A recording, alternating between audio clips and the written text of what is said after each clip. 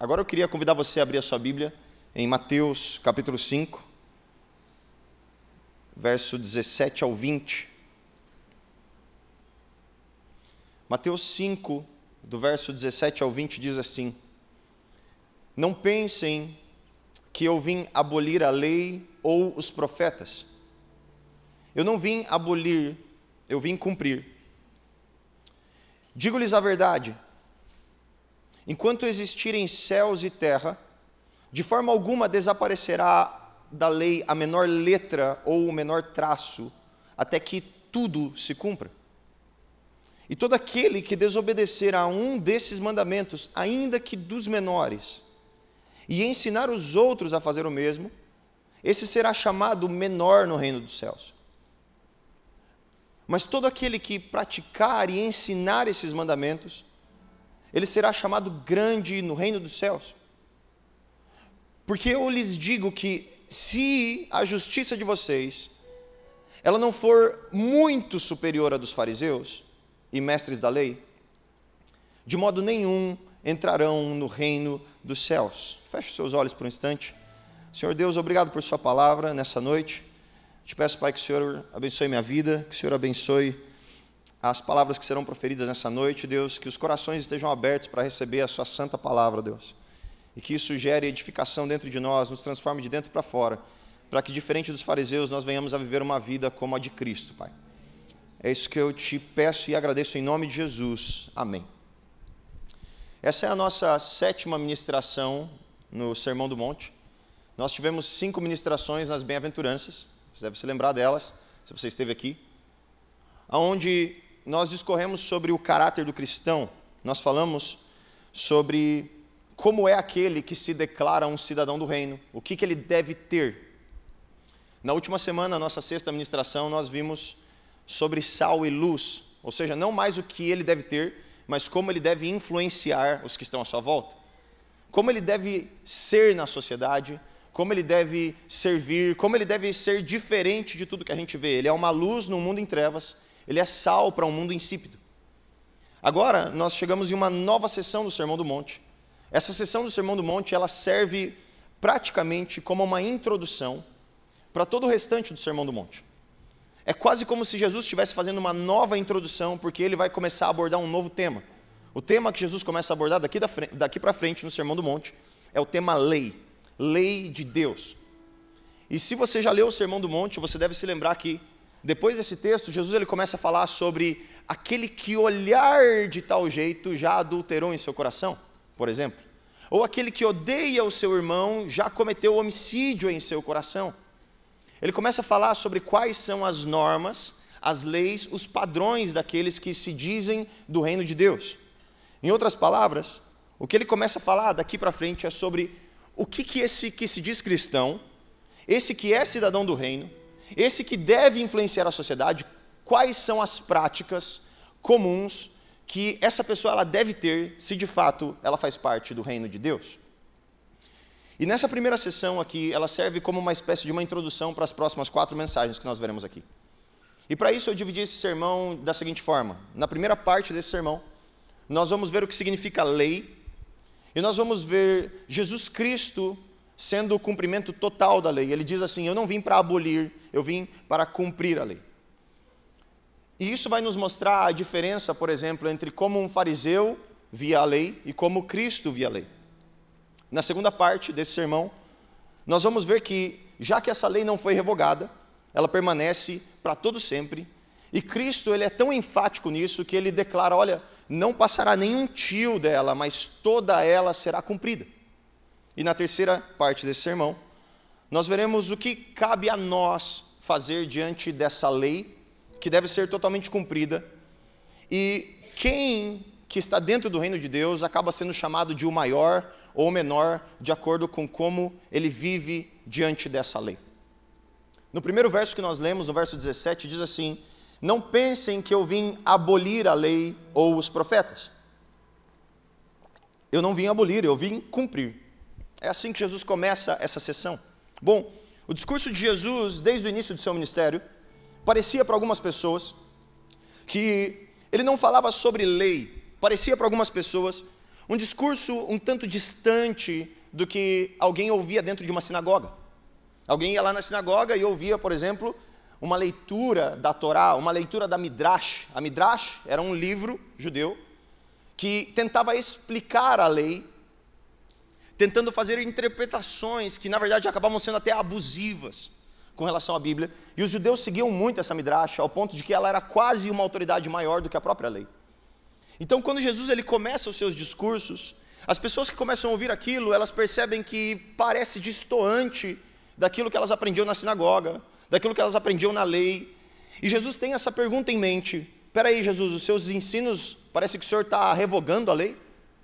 Parece que o Senhor ensina está diferente do que a gente aprendeu no Antigo Testamento. Parece que existe uma ruptura abrupta entre os seus ensinamentos e os ensinamentos de Deus. E com essa pergunta em mente, Jesus diz assim: não, eu não vim fazer um rompimento como se isso fosse uma nova religião, como se isso aqui fosse algo novo que já não estava escrito. Não, eu sou o cumprimento dessa lei. Eu vim cumpri-la, eu não vim revogá-la. E diante disso, o próprio Jesus, ele várias vezes no decorrer do seu ministério na terra, ele inclusive critica como os judeus interpretavam a lei. Jesus, no Sermão do Monte, daqui para frente, ele não vem fazer um abolimento, ele não vem dizer assim: olha, isso aqui é uma nova religião. Ele vem dizer assim: vocês interpretaram errado.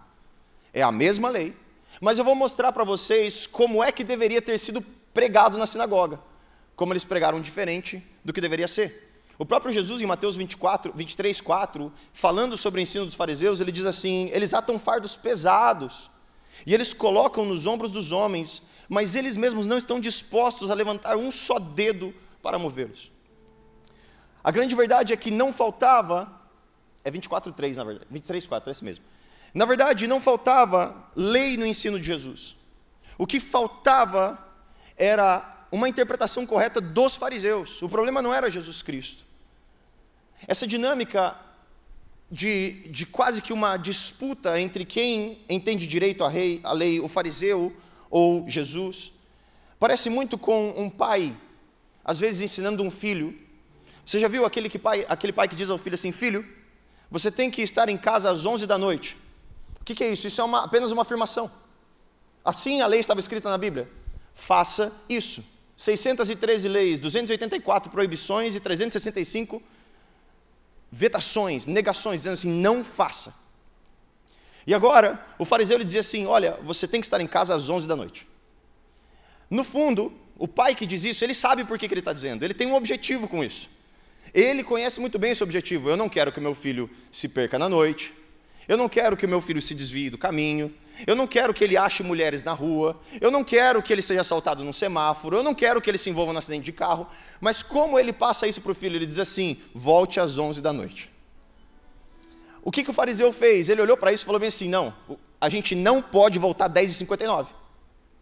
Em vez dele entender o objetivo da proibição, como um pai entende o objetivo dando a lei e dizendo: é por isso que eu dei a lei, o fariseu ele estava preocupado com os detalhes. Não, se a gente chegar 11h01, a lei não foi cumprida.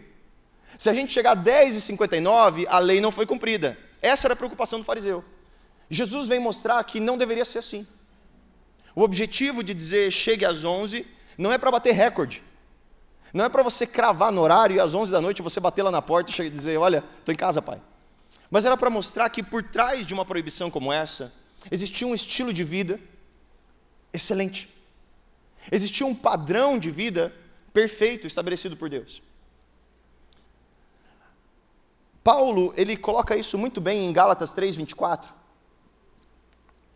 Quase como essa relação entre pai e adolescente. Paulo diz assim em Gálatas 3:24. Porque a lei, ela nos serviu como um tutor até a vinda de Cristo, para que fôssemos justificados pela fé. Então a lei, ela operou como, sabe aquilo, eu não sei o nome, mas que você coloca nos olhos do cavalo para ele ficar olhando para frente? Como? Cabresto. Viseira, enfim, é um dos dois. Basicamente o cavalo tem que olhar para frente. Isso é igual a um tutor. Olha, eu não vou abrir os seus olhos para você ver tudo, mas eu vou te indicar que é por aqui. Paulo está dizendo, foi mais ou menos assim que a lei operou Para quê? Para que a gente ficasse com os olhos fitos em uma coisa: alguém precisa cumprir essa lei de uma vez por todas. E é isso que Paulo diz, era necessário que ficasse assim até a chegada de Cristo. Agora você imagina esse filho na maioridade. Ele viveu lá do jeito que seu pai pediu, agora ele é maior de idade. Eu pergunto, a lei de chegar às 11 da noite, ela tem que ser revogada? Não.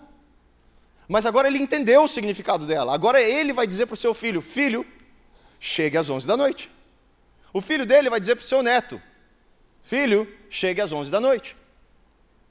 Porque não precisa de uma revogação. O que Jesus vem fazer é dizer assim: vocês interpretaram errado.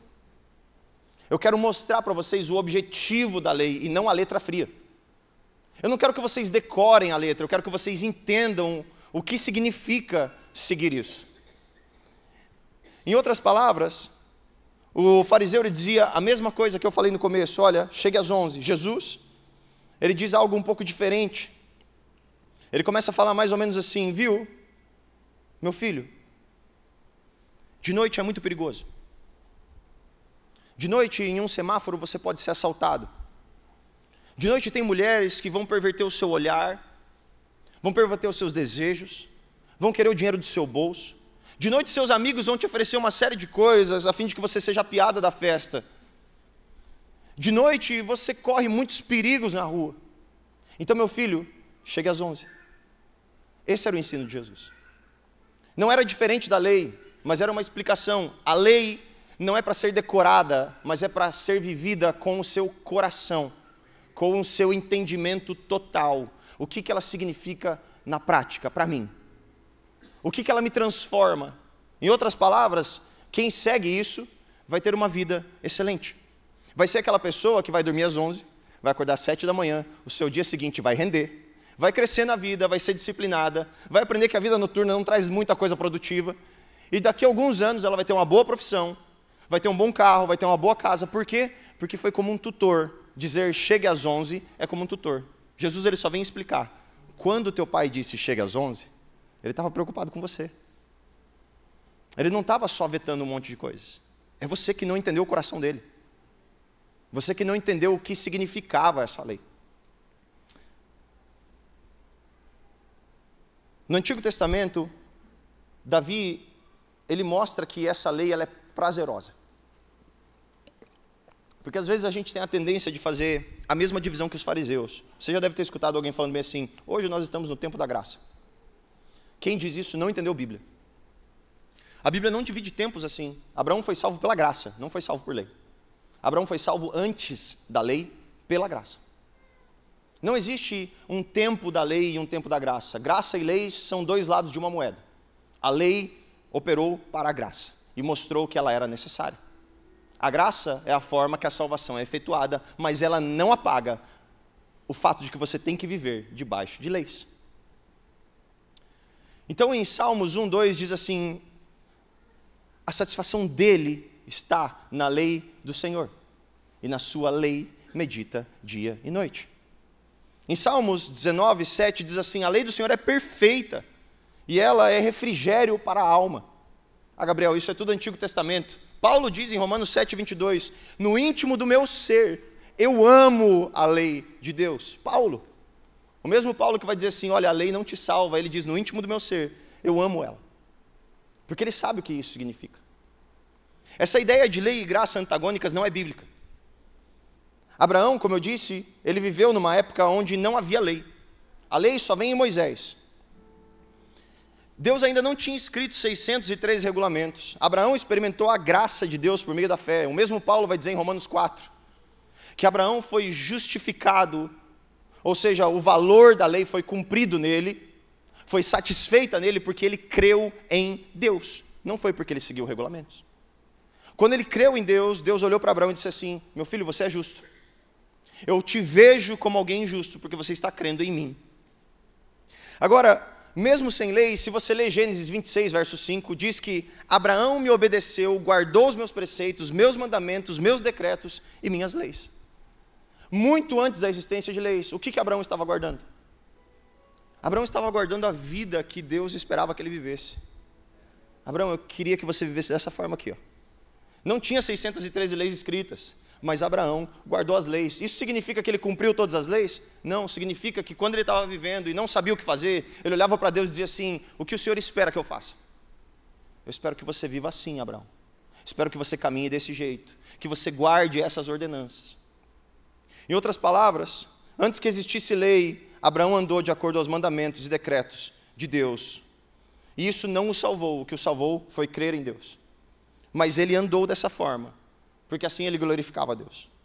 Então, como a gente aplica essa interpretação de Jesus aqui?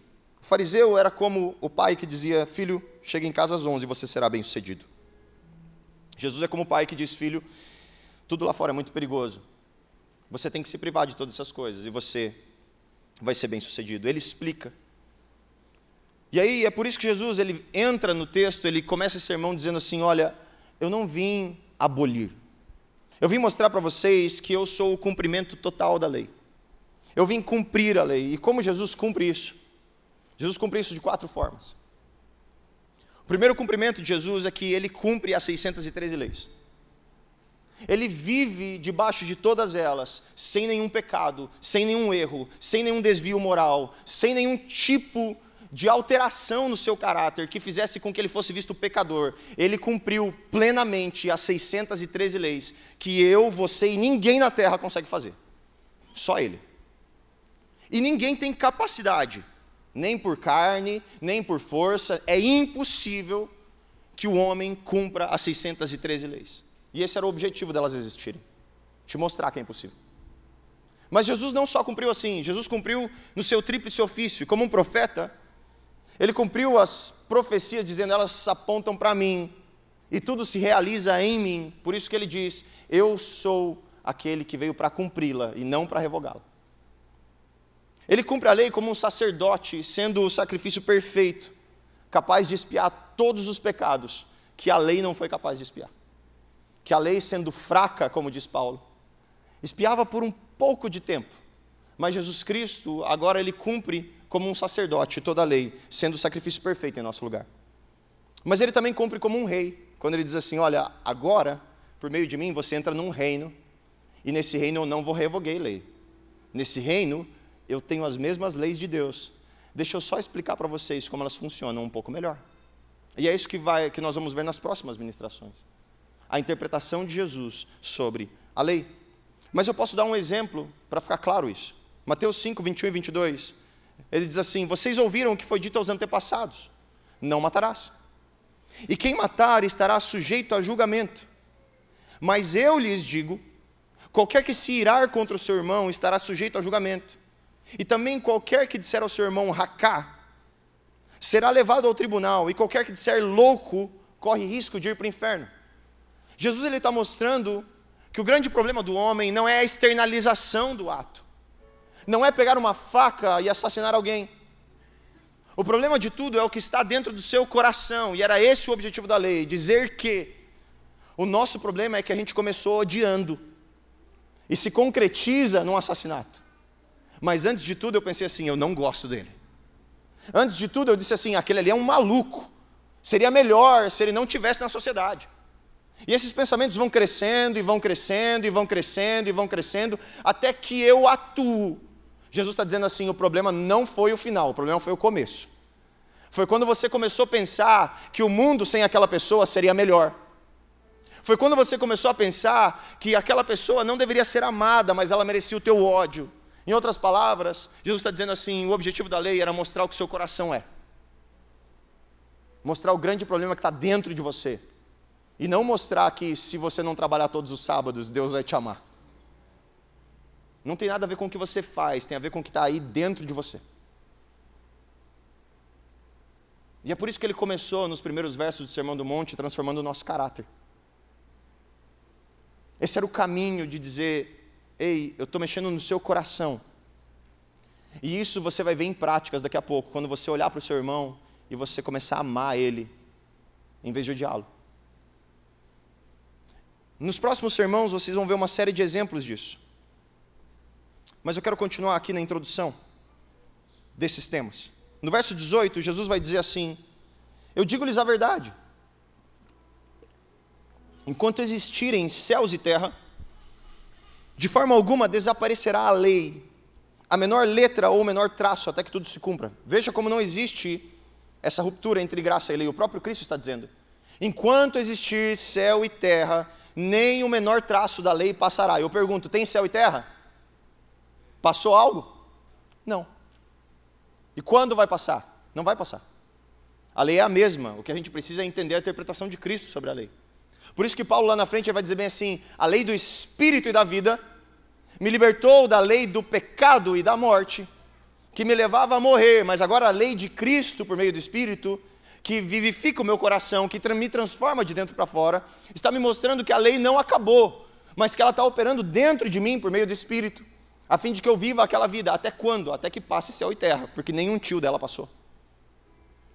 Jesus não diz só que ele cumpre totalmente a lei, como nós vimos no verso anterior, mas ele mostra que nada dessa lei passará. Por isso nós não podemos dividir as coisas em graça e lei.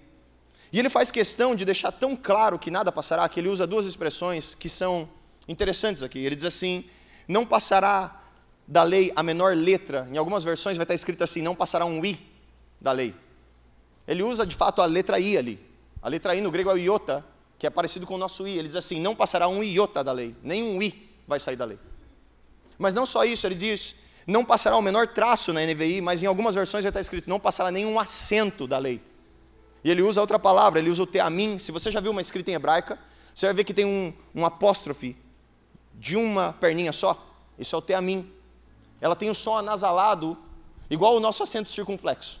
Jesus está dizendo assim: a lei vai se cumprir em tantos detalhes, que nem o acento mais irrelevante da escrita vai passar, que nem a letra mais desprezada do grego vai passar, de tão perfeitamente que essa lei será cumprida. Céus e terra passarão, e não vai sumir a letra I da lei. Por que ele diz isso? Porque a gente tende a trazer a Bíblia para os dias atuais e dizer assim: ela precisa ser atualizada. E ele diz: não, ela não precisa ser atualizada. O que se atualiza é a ideologia. O que se atualiza é cultura. O que se atualiza são ideias. A palavra de Deus é a mesma. Hoje, ontem e para todo sempre. E ela não precisa de atualização, ela não é fraca. O que Jesus quer dizer com isso é que uma ideologia, ela está fadada a tempo. Ela está fadada à cultura. Ela está fadada ao local, mas a lei de Deus não. Ela foi escrita há 2.400 anos atrás, 2.600 anos atrás, não interessa, ela é viva, ela é eficaz, ela é operante. Dias vão passar, eras vão passar, governos vão passar, culturas vão passar, ideologias vão passar. A lei de Deus? Não. O céu e a terra passarão antes da lei de Deus. Parou para pensar nisso? Tudo acaba e a lei de Deus não acaba. Ela continua, apesar do mundo ser abalado, ela não acaba. Alguns argumentam que a Bíblia é um livro antigo e ultrapassado. Jesus diz que não. Ela é perfeita, satisfatória e eficaz. Outros ainda olham para a Bíblia e geram uma desconexão entre os testamentos. Tem um herege do século II chamado Marcião. Não sei se você já ouviu falar de Marcião. Marcião, ele nasceu em 85 depois de Cristo, ele morre em 160 depois de Cristo. Mas em 140, Marcião ouviu as palavras dos pais apostólicos. Ou seja, quem Paulo ensinou, Marcião ouviu. O aprendiz de Paulo foi quem Marcião ouviu pregar. E Marcião, quando ele olhava para a Bíblia, ele acreditava que o Deus do Antigo Testamento não era o mesmo Deus do Novo Testamento. E ele criou uma Bíblia dele, com 11 livros. Um pedaço de Lucas e 10 livros paulinos. Porque ele dizia que era impossível que o Deus das leis fosse o mesmo Deus Jesus do Novo Testamento. Marcião não leu Mateus. Marcião foi taxado de herege, provavelmente o maior herege que já teve na história da igreja, e foi excomungado da igreja. Mas ele pegou a sua bibliazinha de 10 livros e fez uma religião chamada marcianismo, na época. Mas, quando a gente olha para o Novo e Antigo Testamento, tem um teólogo chamado Gardanos, ele diz que no Novo Testamento inteiro, existem apenas 12 capítulos que não têm uma referência direta ao Antigo Testamento. Alguns dizem que a cada 10 palavras no Novo Testamento existe uma referência indireta ao Antigo Testamento, e a cada 20 palavras uma referência direta ao Antigo Testamento. Eu não sei se vocês já viram uma foto de uma linha do tempo que conecta tudo de Gênesis e Apocalipse com linhas coloridas. São mais de 6.000 conexões entre toda a Bíblia de Gênesis e Apocalipse. E todas elas sem um mínimo desvio, erro, ou melhor, todas elas sem nenhum tio errado, sem nenhum i fora do lugar. E todas elas completamente idealizadas, cumpridas e nos levando a conhecer Deus. Agora, como isso se aplica a nós? Para fins práticos, algumas pessoas dividem a lei em 3 partes. A Bíblia não divide, mas para ficar fácil de entender, a gente divide a lei em 3 partes. Lei cerimonial. O que é lei cerimonial? Por exemplo, festas, liturgia de culto, sacrifícios, isso tudo do Antigo Testamento. A gente diz que isso é chamado de lei cerimonial, é tudo aquilo que de alguma forma produz uma cerimônia em volta do Deus de Israel. Segundo, lei moral, ou seja, tudo aquilo que deve ser praticado, tudo aquilo que Deus considera moral e que o homem que se diz cristão deve viver. E terceiro, lei nacional. Aquilo que Israel, sendo a nação de Deus, deveria viver como prática nacional. Por exemplo, a circuncisão. Você quer ser um israelita? Quero. Você tinha que cortar a ponta do prepúcio para que você fizesse parte de Israel. Por que a Bíblia não divide isso? Porque tem coisas que fazem parte de mais de uma coisa. Por exemplo, a circuncisão, ela faz parte da lei nacional, mas ela também faz parte da lei cerimonial.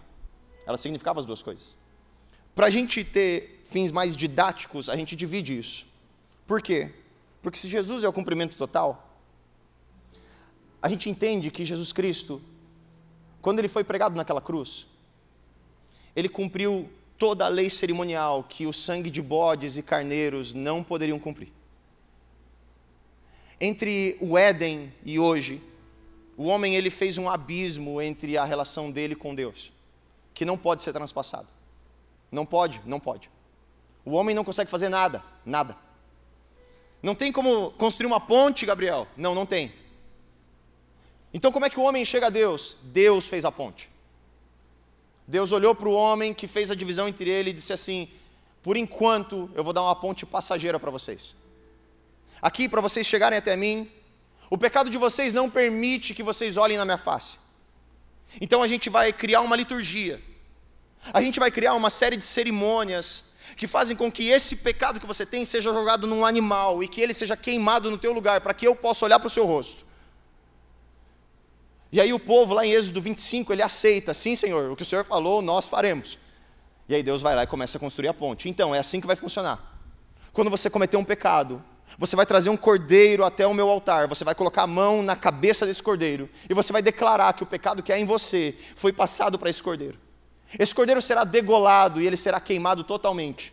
E até que você cometa um próximo pecado, vai existir uma ponte entre eu e você. Se amanhã você cometer outro, a ponte quebrou. Essa era a relação de Deus com o homem até a vinda de Cristo. Esse era o nosso tutor, que nos apontou para uma coisa: ei, você nunca vai ser justo. A justiça foi perdida no Éden. Você precisa de um cara que vai se chamar na tua vida justificador. Não importa quantos sacrifícios você faça, não importa quantas pontes você tente construir, você pode matar um cordeiro todo dia, isso não é suficiente para que eu te veja como alguém justo, porque você não é. Na Reforma existe um lema, o lema central da Reforma é simul justus et peccator, simultaneamente justo e pecador. Pecador é o que eu sou, justo é o que ele é.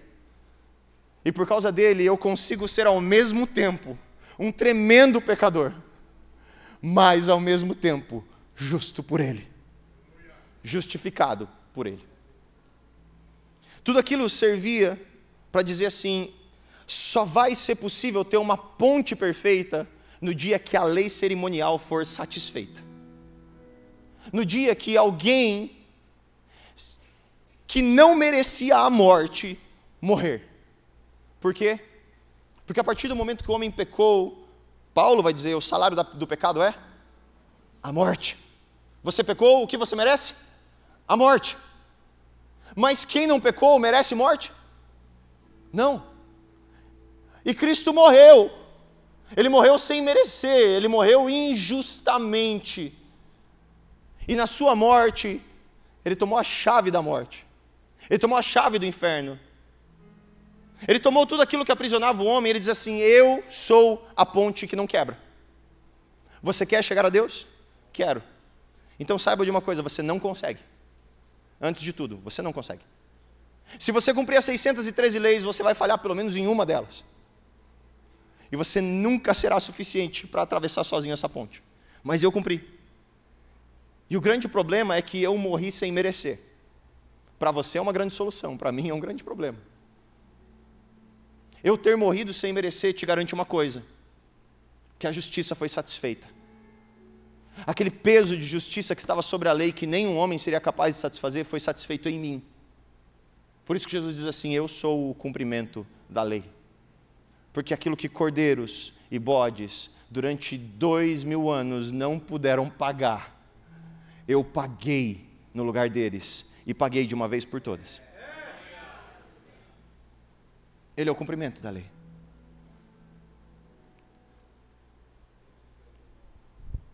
Além disso, quando ele cumpre isso, as leis nacionais são satisfeitas. A gente não precisa mais de circuncisão, porque a gente não está mais falando de um povo étnico. Para você fazer parte do povo de Deus, a família de Deus, Apocalipse vai dizer assim: tem gente de toda tribo, tem gente de toda raça, tem gente de toda nação. Não é mais o corte do prepúcio. O que te faz família é um Cristo que satisfez, sendo o fiel representante do povo de Deus, sendo o Israel perfeito. E agora você pode fazer parte dessa família porque Jesus satisfez toda a lei nacional nele mesmo, dizendo: você quer fazer parte do reino de Deus? Quero. Leia o Sermão do Monte desde o verso 1. Esse é o meu regulamento do reino de Deus, porque eu satisfiz toda a necessidade que tinha para que alguém se aproximasse de Deus, sendo ele de uma nação ou tendo ele que pagar algum preço. Eu paguei tudo. E eu sou o representante perfeito. É por isso que Jesus, no decorrer do Sermão do Monte, ele nem menciona esses tópicos. Ele não fala sobre lei cerimonial, e ele não fala sobre lei nacional. Tudo que ele diz no Sermão do Monte é: essas eu cumpri. Zerei o jogo. Agora, cabe a você uma coisa. Tem uma terceira lei. Uma lei moral. Essa lei moral eu também cumpri. Mas ela não foi revogada, não. Ela continua sendo a mesma lei desde o Gênesis, desde o Êxodo. Você deve viver como eu vivi. Você deve cumprir a lei como ela está escrita. Daqui para frente eu só vou te explicar melhor para que o seu coração entenda. Que elas não são meros decretos vazios e frios. Mas que cada vez que você entende uma lei dessa, o seu coração se dobra mais diante de Deus. Na Reforma existia um segundo lema, corandeu. O coração aberto diante de Deus. Deus não estava esperando que o cumprimento fosse penitência. Deus não estava esperando que o cumprimento fosse congelamentos, como Lutero fazia.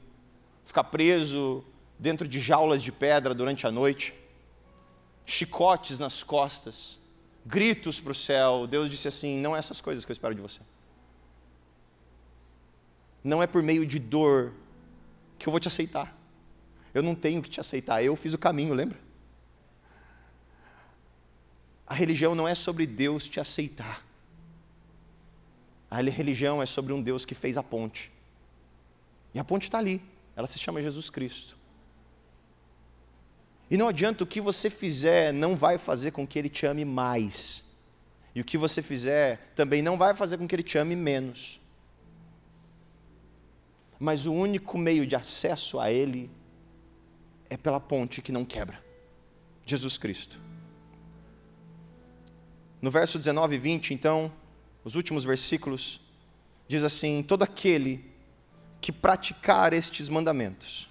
Quais mandamentos? A lei que Jesus vai explicar daqui para frente. Aquele que praticar esses mandamentos, ele será chamado grande no reino dos céus. Opa, eu pulei o 19. Todo aquele que desobedecer a esses mandamentos, 19, ainda que dos menores, e ensinar os outros a fazer o mesmo. Então, eu não faço, e eu ainda, além de não fazer, eu digo para o outro: não faça porque é irrelevante. Jesus diz assim: quem for assim, será o menor no reino dos céus. Em outras palavras, aqueles que não consideram a lei de Deus. E dizem: já passou, a gente está no tempo da graça. Jesus diz assim: não, você foi salvo? Fui. Você aprendeu como é? Aprendi. Você está vivendo? Tô. Então está tudo certo. Você aprendeu como é? Aprendi. Você está vivendo? Não. Você está ensinando alguém? Não, na verdade eu estou dizendo que não precisa. Ah, você é o menorzinho lá do reino dos céus. Insignificante. Ele continua. Será chamado menor no reino dos céus, mas todo aquele que praticar e ensinar esses mandamentos será chamado grande no reino dos céus. Porque eu lhes digo que se a justiça de vocês não for muito superior à dos mestres e fariseus, vocês de forma nenhuma entrarão no reino dos céus. Você deve se lembrar de uma parábola de Lucas 18. Jesus ele conta uma parábola, e o objetivo da parábola é falar sobre as pessoas que confiavam na sua justiça própria. Ele conta uma parábola onde dentro do templo, ou perto do templo, tem duas pessoas. Tem um fariseu e tem um republicano. Quem que era o republicano? Era aquele que cobrava impostos dos seus irmãos. Ele era um judeu cobrando impostos dos seus irmãos para pagar para o grego. Em outras pessoas, ele era a pessoa mais odiada da face da terra. Esse era o republicano. Os dois estão no templo. Aí o fariseu ele começa a orar. Ele diz assim: Senhor, obrigado, porque eu não sou ladrão. Ah, está ali? Eu não sou injusto, eu não sou adúltero. E aí ele olha para o irmãozinho que está do lado, dentro do templo, e diz assim: eu não sou igual aquele ali não. Eu não sou igual aquele publicano. Continua para mim, fazendo favor. Eu jejuo 2 vezes por semana, e eu dou o dízimo de tudo quanto eu ganho. O publicano, porém, o irmão coitado, ele ficou à distância. Ele não sequer ousava olhar para o céu, mas ele batia no peito e dizia: Deus, tem misericórdia de mim, porque eu sou um pecador. Eu digo a este homem, a conclusão da parábola, este homem o publicano, e não o outro, foi para casa justificado diante de Deus. Pois todo aquele que se exalta será humilhado, e todo aquele que se humilha será exaltado. Jesus está mostrando como o fariseu tratava a lei. O fariseu estava em pé e ele começa a falar sobre algumas coisas totalmente estéticas. Eu não sou ladrão. Eu posso ser outras coisas. Coisas que ninguém vê. Mas ladrão eu não sou. Você já ouviu algum discurso assim? Eu não sou adúltero. E a terceira coisa que ele diz?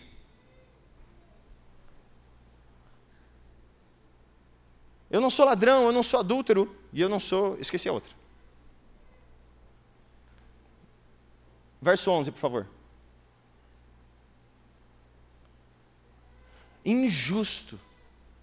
3 coisas que a gente conhece claramente. Um ladrão, um injusto e um adúltero. Eu não sou isso.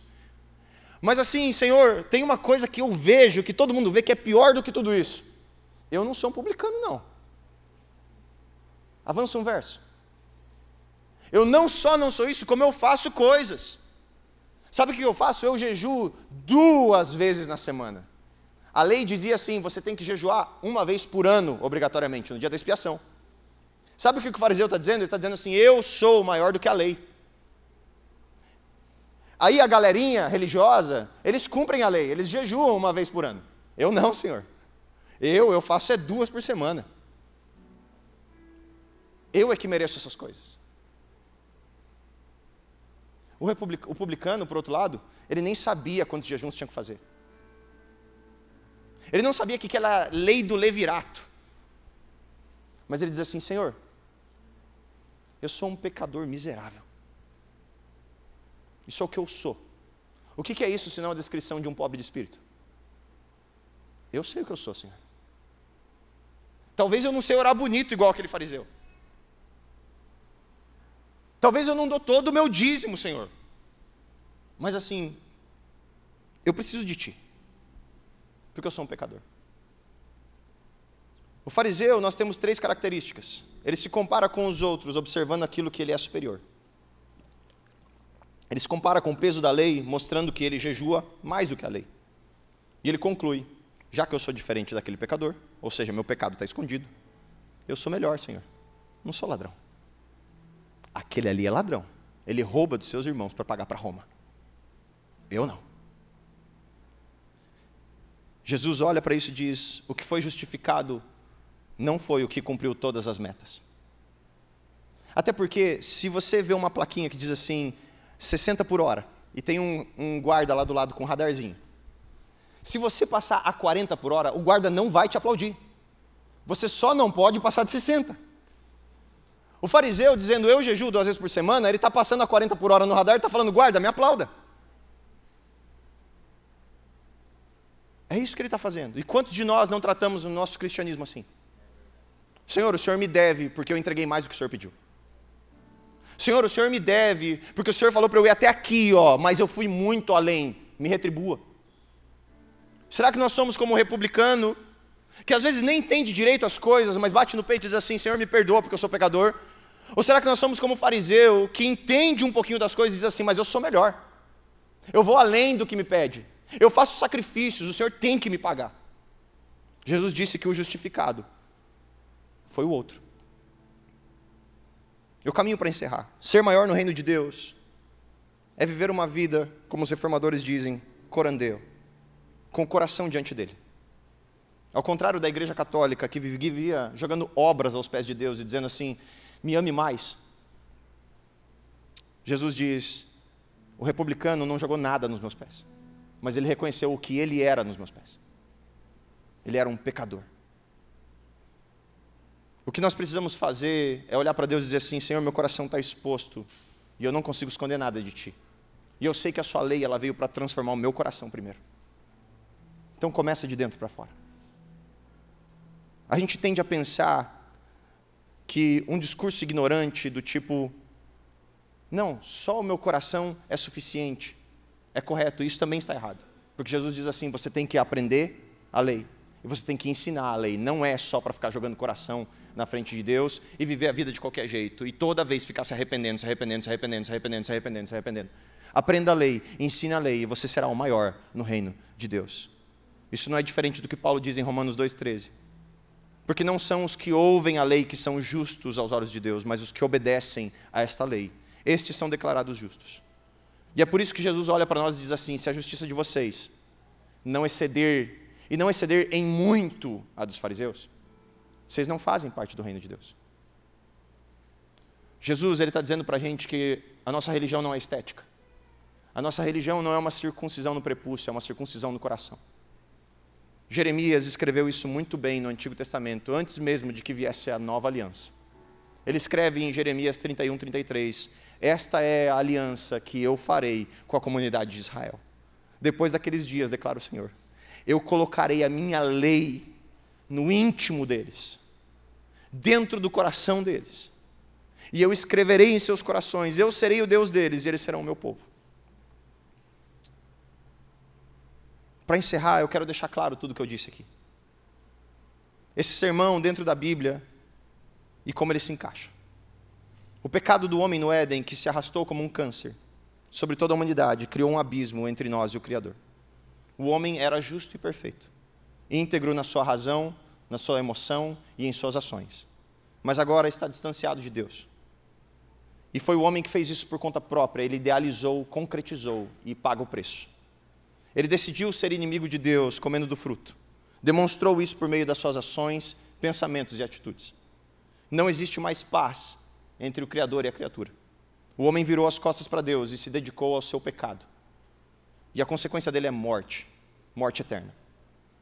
Deus, no seu amor infinito, reconstruiu uma ponte, um caminho que o homem destruiu. Por um tempo ela foi momentânea. E se o preço da morte, se o preço do pecado é a morte, então você colocava o seu pecado sobre um animal, imolava e podia atravessar até Deus por um tempo. O objetivo disso era mostrar para o homem que não importa o esforço que ele faça, a ponte nunca seria eterna, porque ele precisava de um justificador. Porque o coração dele continuava sendo o mesmo coração, mau, quebrado, perverso. Ele precisava de uma nova aliança, que a lei seria impressa dentro do seu coração. Qual é o jeito de uma ponte nunca mais ser quebrada? Apenas se um justo morresse de forma injusta. Jesus Cristo sendo o cumprimento total da lei. Alguém que nunca pecou, não poderia herdar a morte. Porque a morte é a consequência do pecado. E quando Cristo morre, sem ter cometido um único pecado, o inimigo do homem é destronado no mesmo instante. A morte não tem mais poder de derrubar as pontes. Porque Cristo construiu uma ponte inquebrável. Ele destronou a morte e nos deu um novo e vivo caminho. Jesus Cristo em sua vida cumpriu toda a lei moral, vivendo sem pecados. Jesus Cristo em sua morte cumpriu toda a lei cerimonial, sendo o sacrifício perfeito. Enquanto nós esperamos Cristo, Jesus Cristo, ele diz assim: a lei do meu reino está vigente, e você deve viver debaixo dela. Para cada ofensa à lei de Deus era necessário um ato de justiça, que o homem jamais conseguiria alcançar plenamente. Mas por meio da morte do Cordeiro Pascal, o homem não precisa mais se preocupar com satisfazer a lei de Deus. Ela foi satisfeita. Isso se chama imputação de justiça. Ou seja, você não é justo. Você nunca será justo. Você é um pecador. Mas Cristo pegou a sua justiça e imputou em você e disse: por meio de mim, o Senhor Deus vai olhar para ele como se ele fosse justo. Ele colocou sobre nós a justiça que era dele e não a nossa. Paulo descreve isso em Romanos 8, do 2 ao 4. Porque por meio de Cristo Jesus, a lei do Espírito e da vida me libertou. Me libertou da lei do pecado e da morte. Porque aquilo que a lei do pecado e da morte foi incapaz de fazer, porque ela estava enfraquecida pela carne, Deus o fez enviando o seu próprio Filho, à semelhança de homem, pecador, como oferta pelo pecado. E condenou o pecado na carne, a fim de que as justas exigências da lei fossem satisfeitas em nós, que não vivemos mais segundo a carne, mas que vivemos segundo o Espírito e a lei do Espírito. O lema da reforma é simultaneamente justo e pecador. Sou pecador pela minha causa e justo por causa dele. A demanda da lei foi satisfeita em Cristo. Ele era o alvo da lei, e agora, como meu Senhor, ele disse à lei que eu devo viver. Não existe uma anulação, mas uma reconfiguração. E eu quero convidar você a ficar de pé para nós encerrarmos essa palavra. Jesus não nos deixou sozinhos depois que ele reinterpreta a lei. Ele não está esperando que você decore a lei, como os fariseus faziam. Ele disse: eu vou ao Pai, mas eu deixarei com vocês o meu Espírito. A operação da lei de Cristo é dentro dos nossos corações. E quem efetiva isso é o Espírito Santo. Quando você olha para ele e diz assim: eu não consigo fazer. Ou como Paulo gritou: o bem que eu quero eu não faço. Mesmo convertido ele disse isso. Eu estou tentando fazer o certo, eu não consigo. O mal que eu quero eu insisto em fazer. E é nesse contexto que Paulo diz aqui: ó, a lei do pecado ela operou para a morte. Mas a lei do Espírito da vida, ela me diz assim: você não vive mais pela carne. Se você não está conseguindo, não é batendo na carne que você vai conseguir. É olhando para o Espírito e dizendo: eu não sou capaz. Eu preciso olhar para Jesus e tentar copiá-lo. E olhar para o Espírito e dizer: me capacita. Faça com que eu consiga viver a lei de Deus todos os dias. Queria convidar você a fechar os seus olhos e orar comigo nessa noite.